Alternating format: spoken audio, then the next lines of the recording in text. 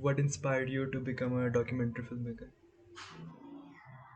Um, well, to become a documentary filmmaker, um, I think so.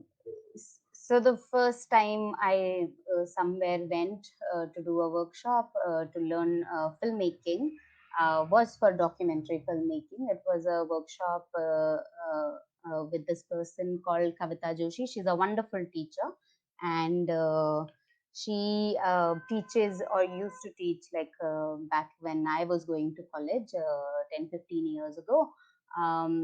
She used to teach documentary or like filmmaking program, and in her workshop, that's where I got to learn how to make documentary film. It was a hands-on workshop on documentary film. um, and I remember very clearly one of the films when I saw, because what happened to me when I went to Kavita Joshi's workshop in Delhi was I had always seen only or mostly Bollywood and a little bit of Tamil cinema, and my exposure was very limited to just like Bollywood style of cinema. And I remember like she opens her workshop with this film called Glass. I think it's called something else in German. And it's just this beautiful documentary of 15-minute long of people making glass. And it goes from like people making glass with their hands first, and then slowly it gets like mechanized, and it is also played with along with like the cutting of the film is done with jazz music, and it's so beautiful. It's so uh, I remember watching that film and thinking, oh, that is something one can attempt to make. And it was also political at the same time of about modernization that was happening in Europe, I'm guessing, when that film was made. So yes, a different kind of cinema. First time I was exposed to. Um, yeah, so that's how like the documentary was immediately something I learned to make, even though I love fiction, and fiction is also something as Indians, I think we all love fiction. We keep watching fiction. So, yeah. Ma'am, you have done your graduation in mass communication in journalism. No. I did my graduation in philosophy honors from Delhi University in Miranda House. That is where I was part of the Hindi Dramatic Society.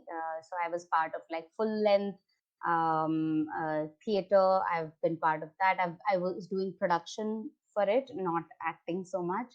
And then I have done with the same group, Anukriti, it's called, in Miranda House, the Hindi Dramsoc Society. So with the same group, I also was part of a few Nukkad Natak street plays. So that's where like some of this production sense started for me, and that's where I also got exposed, because I come from Uttarakhand. I grew up in Rishikesh. There was no um, expose exposure as such, and that again I'm talking about 15 years ago when I was in school and all. Like there was no um, for a middle class person, there was not even an option. We had never even heard like one could become a filmmaker. So it was only in Delhi University that I got exposed to these ideas, and I met people who were making films. So that's when I saw the process, and I thought, okay, this is something I would like to do. So, Ma'am, your parents encourage you to become a filmmaker, or they like okay with it now? so I think initially, as when I was younger, so of course they didn't think this is uh, right path as such. As middle class people, they want their children to be financially secure, and that's a big of course criteria for their children's success, which continued to be like quite a struggle for a long time. And they were just like really worried about how would I financially sustain, which I'm still like, once in a while that worry comes. That happens. It's not like that has completely gone off. But I think national awards, especially for them, was like a big approval by the society, by the community, by the country, that what I'm doing is maybe worthwhile, and what I'm doing is maybe good. So yes, but yes, as filmmakers, I think it is, especially if you're a director, or producing your own film, initiating your own project. So you're initiating the project without knowing where the money is going to come from. It's like you initiate the project and then you figure out funding and all. So it is, mm, it is difficult for a middle class person to like really perceive and go about doing this. But I must say, my parents are very supportive, and they have always, and I also come from a comfortable background that I don't have to support them.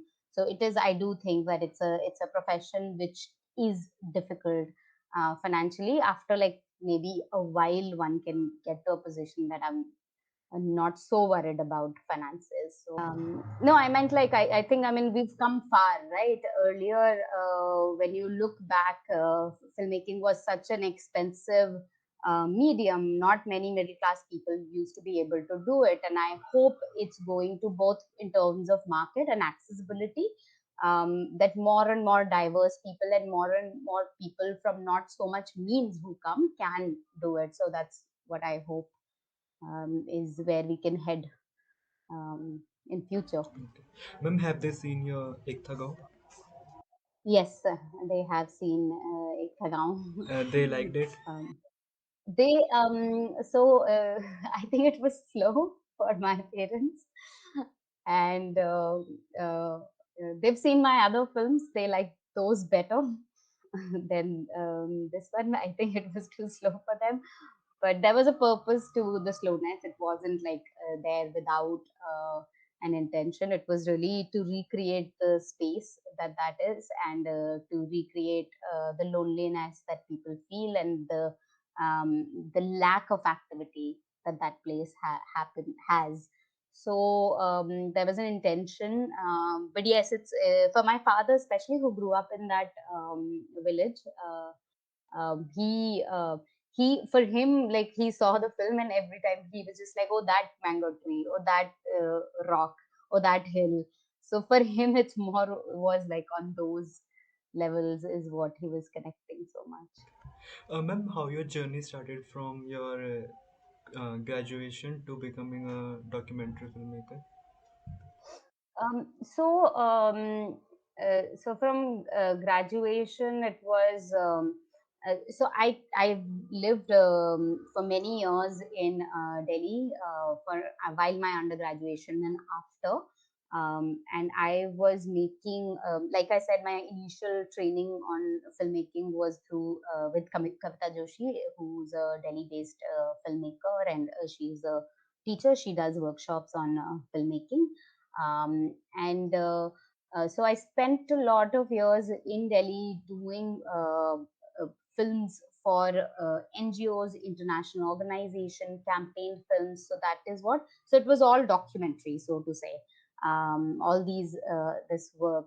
Then I studied for 1 year. I did one program in US at Evergreen State College. I studied documentary filmmaking.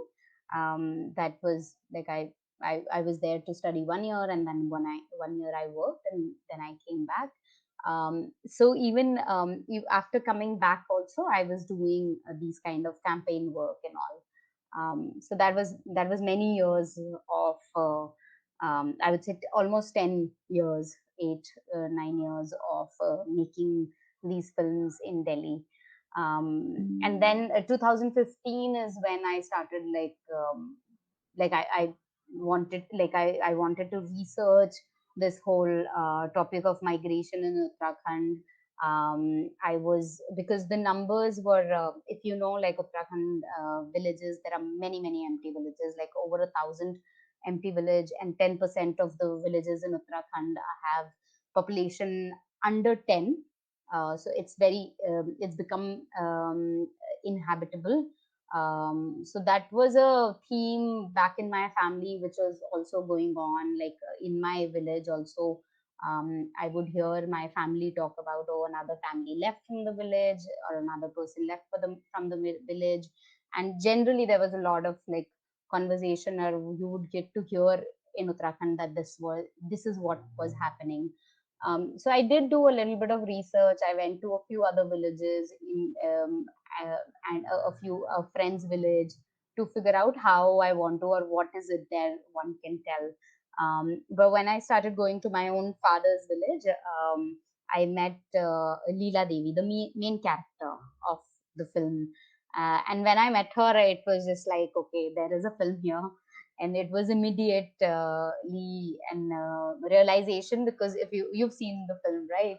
And like she is magical, like her storytelling is magical. She's such a wonderful character. I would say she uh, yeah, there was some blessing by her. I think I have that. She made me a filmmaker, I would say. Like, she is so wonderful. Like, so that is what happened. We clicked, we became friends. I started shooting her. I started going back to the village often, documenting her life, and from there, like, took off to other characters in the village, which meant also other perspective in the village of like what this migration meant to them, and what it meant for them to be living in a situation like this. So, Ma'am, as you said, it was about migration, and we had Leela Devi, who wanted to stay in the village and didn't wanted to go. Then there is another character which is Golu, who wanted to leave the village and she wanted to do a job. So, ma'am, what was your thought on? both of them were quite a contrast. They were quite a stark contrast with what they were saying. They were also women of different generation, and they both of them had a different relationship to the village. If, for instance, when I met Leela Devi, she was already 80-year-old, and she came into this village after she got married. Like, she was 16 or 17 when she got married, and she came into this village. So imagine, she spent already like 60, 62 years in this village, in this land, farmed. She was a farmer all her life, until like towards the end, when like things started falling apart, too much of migration happened, like the whole agriculture system collapsed. So she also, and also her getting older, she also stopped farming. But like her being related to this village also meant like connected to the land, having her identity coming from this place is what it meant. And like her leaving this place, or this place disappearing, means also her losing her own identity. So her relationship was very much very like her own identity was attached to this village identity. Whereas on the other hand, like Golu, who was 19 when I met her, uh, like, yes, she grew up, but in a village which was already like getting empty. So she grew up with a sense that, oh, everyone's leaving, and that you have to leave to do something in life. So she was also in a position to ask questions like, what am I going to do here? Where is my future here? How can I have some kind of future here? So the two completely different perspective, a completely different relationship to the village. And they also were um, born in a very different timeline of the village.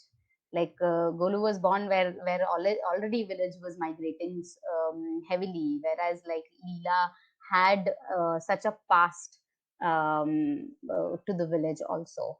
Her identity came from that quite a lot, because she also lived in a lot of nostalgia in the past, good, bad, but like there was a lot of nostalgia in the past that she spoke about. So those were two, and then there was also Dinesh Bhai, the Dalit farmer, who spoke about what this migration meant to his life. So that was another perspective which was essential when we were speaking about a village, which was disappearing because of the current migration which is going on. Ma'am, there were also shots of like there was shot of forest being fired, and there were bomb blasts, roads being made. So was it intentional or just it came with the flow while you were shooting? There was always environment being the place,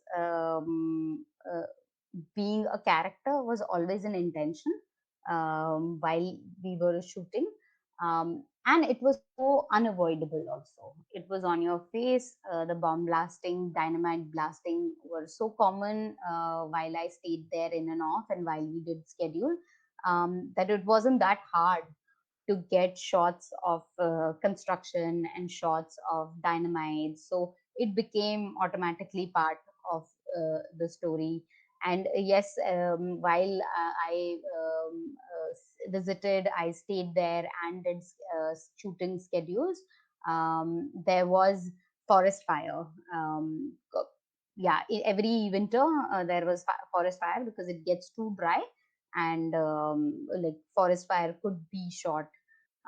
So we used, but in the edit we used the forest fire not to be like um, uh, a talking point. Rather, it was more like on the lines of lyrical and life and death cycle. So it went on a line of poetics, is how we used it. But yes, it was there as an element. Was there a script while you were shooting, or like during edit you made the script? So the script was made on the edit. So rather, I would say that there was a lot of things being shot. There was a few years of like material being shot, and then I went with, yes. How much hours of footage like you shot? Can you tell? Mm, mm, I uh, I sorry, I can't say. I can't say. I don't remember the. Uh, um, More than 10? yes, I would say something like 50, maybe 30, 40 is what I would say. But I still don't want to say that number because I don't remember exactly uh, the number of hours which was shot already. But there was a lot of footage. There was a lot of footage, some usable, some not. So a part of the edit also was spent on figuring out what is usable, what is not. So yes, there was a lot of hours of footage, which Bhamati, the editor of the film, and we went through the material, marked it, especially her. She was able to say, because she came with an objective perspective, she was able to like mark and say that, okay, this is usable, this is not. Or that's when she came in, we also transcribed everything. So, or everything had a transcription. We had like pretty much like registers full of like dialogue and monologue, especially with Leela Devi, because that is the footage which was like limitless pretty much. Whereas with other characters, it was like a few days of shooting, and it was the material was limited. Like with Golu, it was pretty much like a long interview was there, mostly in terms of the material that she spoke, and then there were a few scenes that were shot. So with other characters, which it was still simpler material. With Leela Devi is when it was like um, kind of unlimited. So then, like transcript was done, and through the transcripts, like a marking of like dialogues which are important and scenes which can be cut together. So a lot of scenes were cut together, and then through those scenes, sequences was made, and that's when when the sequence was being built on the editing table is when also the writing work of scripting also happened in terms of figuring out the structure of like the beginning, middle, and end, and other things.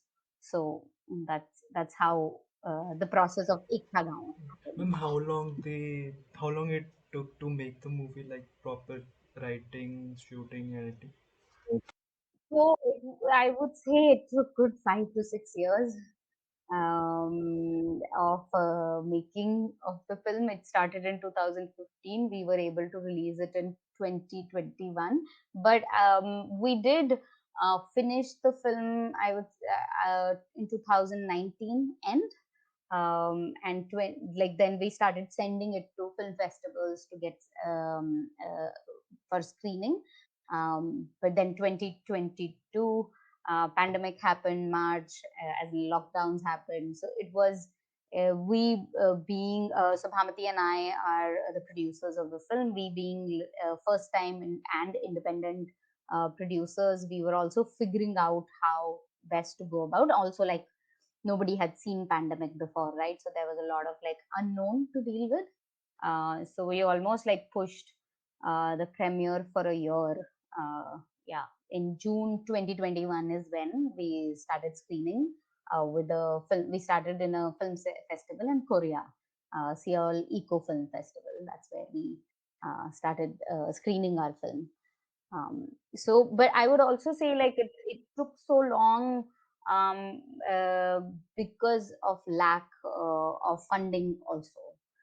We didn't have so much money until like finishing. So the core team, pretty much like the editor, me, the cinematographers, all of us didn't take any money until like we started winning some awards. So that's where like we were able to give some money back to the crew. But that's how pretty much like it was like the crew, the main core team is like very close friends of mine. We are also like team that we are working again on more projects. So yeah, like we're intimate enough to like let go of money in that way. But we that is not what the hope is though. Like hopefully in future we can do projects with better sense of finances. But yes, um, uh, so but we also did like crowdfunding campaign and all, so that was also part of like the finishing fund. So to finish the film is when we went into crowdfunding campaign to raise money, especially for sound and color. That's where we went to raise money. um, so that yeah. Mhm. Ma'am, it won the national award for non-feature film. So, but it is not being shown anywhere. People cannot see. Why is that like? So we are we were supposed to release we're in so it's we're working towards releasing it on an OTT for people to watch it.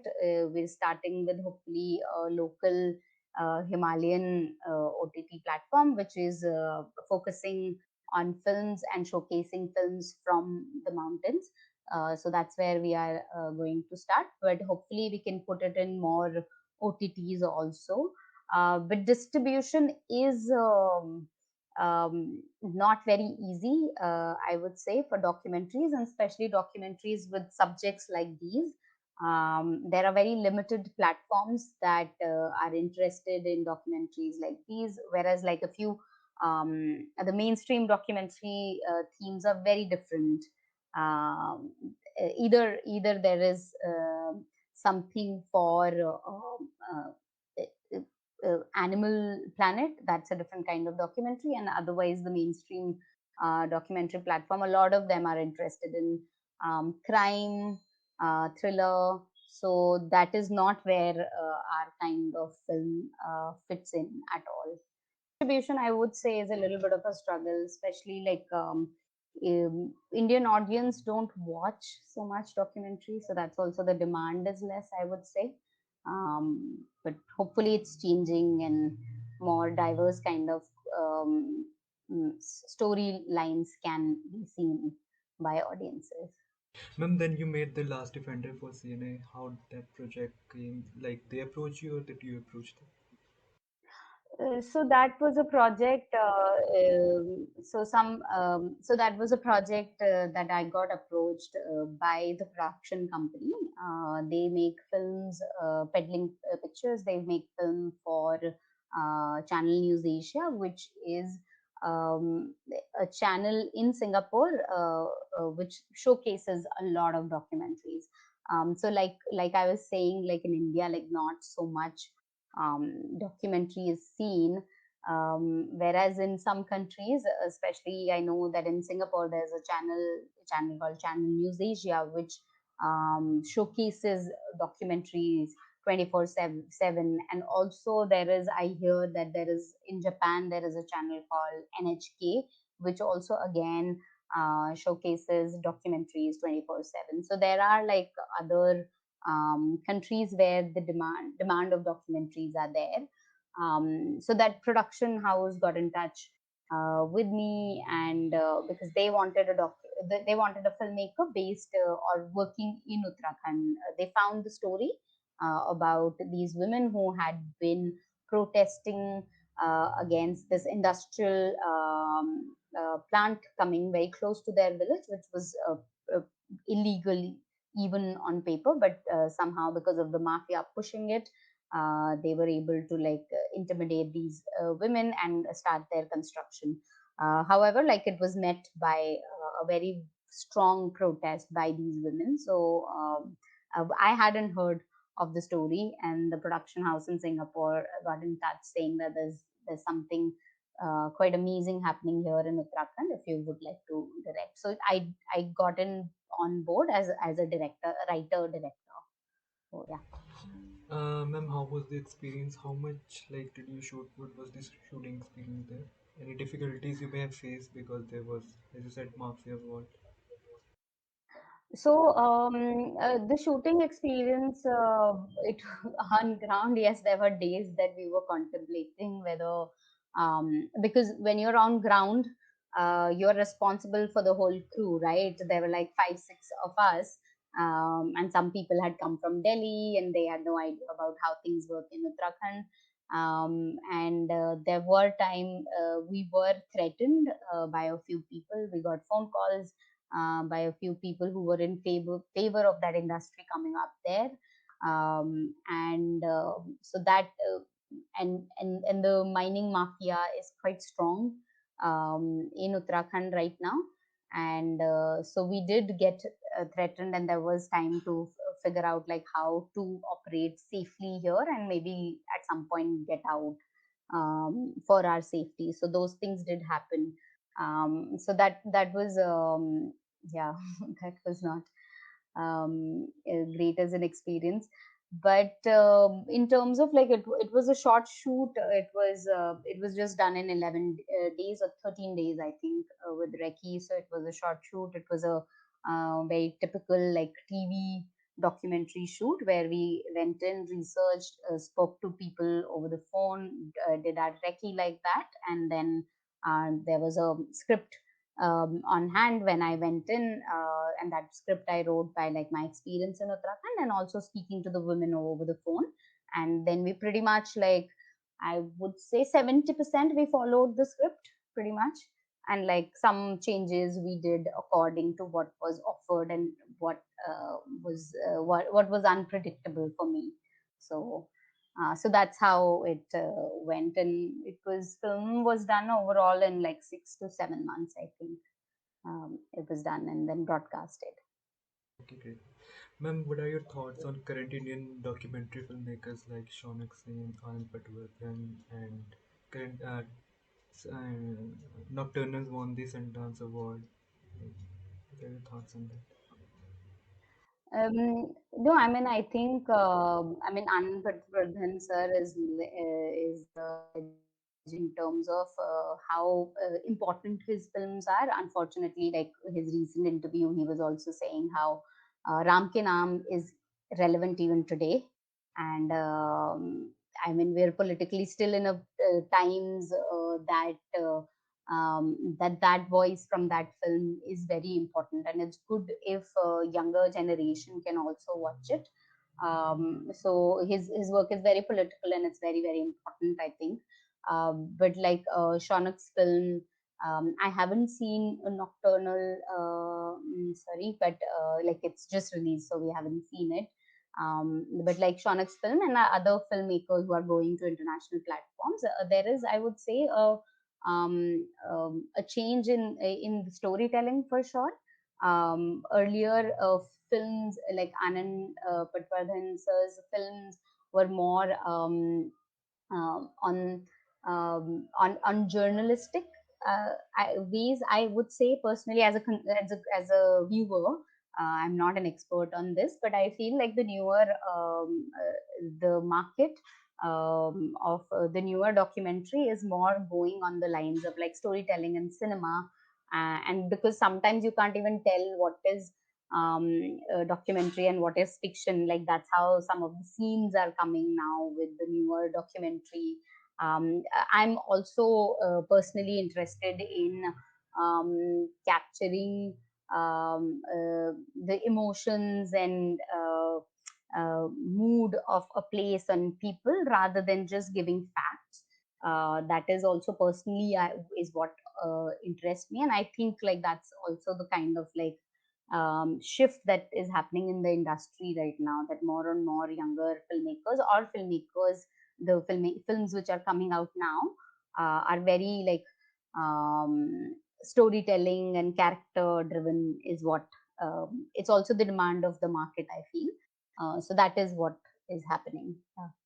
Ma'am, currently you are working on any project, any future projects? Yes, working on another film again in Uttarakhand, and this time it's even in higher altitude, in the grasslands. So grasslands are basically when the tree lines um, uh, finish, because only up till a certain altitude, like the tree lines can be there, and above that, it's all grassland. So that those are the areas in Uttarakhand. There is this area Dharchula, which has the border with Nepal and Tibetan Autonomous Region. So that's the area where like I'm looking at a project. We're just researching, initiating it now. It's going to take a few years, but that's where like looking at climate change, glaciers, and resources for people, how they are living there. So yes. Ma'am, your favorite films and your favorite filmmakers, can you recommend some? Yes. Um, there are so so many, but I love Iranian cinema. I love Close Up. I find Close Up to be amazing. It's I love when not necessarily, but yeah, like I love like docufiction, and Close Up is like a really good example of that. Then I also like I mean Kurastami's work is so so amazing. Taste of Cherry and so many more by him. So I love Iranian cinema. I love Nuri Bilge Ceylan also, the Turkish filmmaker. His uh, his what is that film called? Once Upon a Distance, Time in maybe. Anatolia. And that is also amazing. But my favorite is where this photographer who lives in Istanbul, and his cousin who comes from the village in Anatolia, and he comes and starts living with him for some time. And there is this whole tussle between like somebody who's urban and somebody who's like cousin who's like gaonwala has come over, and this whole like cultural clash and between them. And so I love like it feels like home to me, for me also, because I'm interested in the themes of rural and urban and how those things can have a clash, or how they can coexist. So yeah, Nuri Bilge Ceylan is amazing. And then of course like the greats like I also would like to say I love Andrea Arnold, her films like Wasp or Fishtail. She's a great, she's a very good filmmaker. I think her work is amazing. So yes, like it's limitless. I love Ma'am, any very very Indian filmmaker? Indian filmmakers. I think Nagraj Manjule's work is very important. I love Fenry. I love Fenry. It's a great cinema, and I love the fact that his the kind of camera he chooses to use is like not even like glamorous. It's like it's so like it gives it has a color sense of like very like everyday home. It's not like it's not pumped up with like any glamour. It's almost like you live in a um, uh, yeah, everyday India, and like not glamorized at all. So I love his work. I think it's very important. um, then I'm just thinking yeah like Okay, great. if Okay. And thank you so much, ma'am, for joining the podcast. It's an honor yes, to be able to talk to you. I've seen Tha Gaon, and I think it's a really beautiful film. So thank you so much. thank you, Akash. Thank you so much. Thank you so much.